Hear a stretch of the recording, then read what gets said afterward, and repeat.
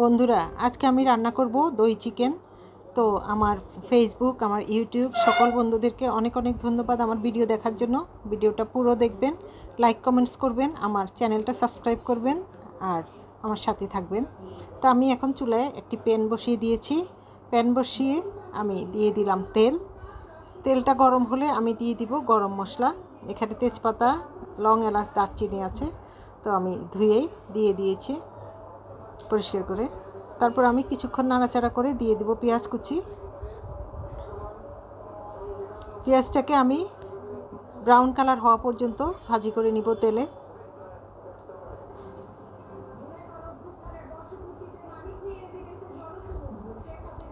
দেখুন পেঁয়াজটা brown colour হয়ে গিয়েছে। এখন আমি অ্যাড করব আদা রসুন পেস্ট। দেখুন হয়ে গিয়েছে।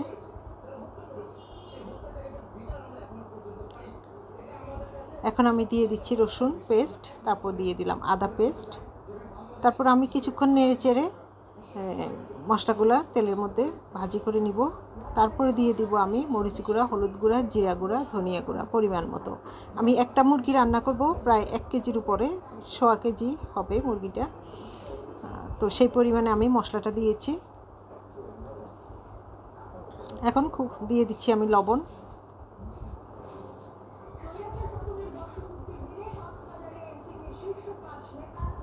তারপর আবার আমি মশলাটা ভালো করে কষিয়ে আমি একটু দিয়ে দিব পানি। পানি দিয়ে আমি মশলাটাকে কষিয়ে নিব।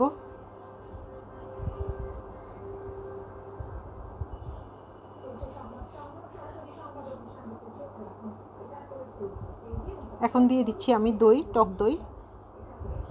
আমি আড়ঙের টক দইটা দিয়েছি। তারপর আমি দেখুন চিকেনটা আমি খুব ভালো করে ধুয়ে পরিষ্কার করে একদম পানি ঝরিয়ে নিয়েছি। চিকেনটার পানি ঝরিয়ে নেবেন, না হয় ফার্মের মুরগি থেকে কিন্তু অনেক পানি বের হয়। তো আমি চিকেনটা দিয়ে দিয়েছি। তারপর আমি কিছুক্ষণ কষিয়ে মুরগিটাকে চুলায় কষিয়ে নিচ্ছি। তারপরে মিডিয়াম আঁচে চুলাটা আমি রাখবেন, মানে রেখেছি যাতে মশলাটা পুড়ে না যায়। হালকা মিডিয়াম আছে। অনেক জোরে জাল দিলে কিন্তু তরকারি টেস্ট হয় না, তরকারি বরং পুড়ে যায়। তাই সবসময় মিডিয়াম আছে রান্না করা ভালো, আমি তাই করি।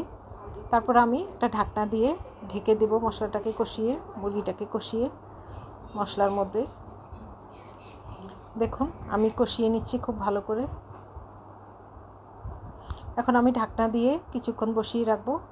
তারপর ঢাকনা খুলে দেখুন তারপরও অনেক পানি বের হয়েছে। এখন আমি সামান্য একটু পানি দিয়ে ঝোল দিয়ে আবার ঢাকনা দিয়ে বসিয়ে দেব। এই যে আমি দিয়ে দিয়েছি পানি, আর আমি কিছু পানি দেব না। বাস আমি একটা ঢাকনা দিয়ে এখন চুলায় বসিয়ে রাখবো। বাস এখন প্রায় 15-20 মিনিট পরে, 15 মিনিট পরে আমি ঢাকনাটা তুলে দেখুন আমার চিকেনটা হয়ে গিয়েছে। এই যে আমি একটু নাড়াচাড়া করে বাস নামিয়ে নিব। তারপর এখন পরিবেশনের পালা। দেখুন আমি পরিবেশন করে নিচ্ছি। দেখুন চিকেনের কালারটা কেমন আসছে। আশা করি ভালো লেগেছে আমার ভিডিও। আর আপনারা আমার ভিডিওটা পুরো দেখবেন, লাইক কমেন্টস করবেন, শেয়ার করবেন। আশা করি অনেক ভালো লেগেছে। দেখুন চিকেনটা কেমন হয়েছে, দেখতে যেমন, তারপর খেতেও কিন্তু অসাধারণ টেস্ট হয়েছে। ধন্যবাদ সবাইকে।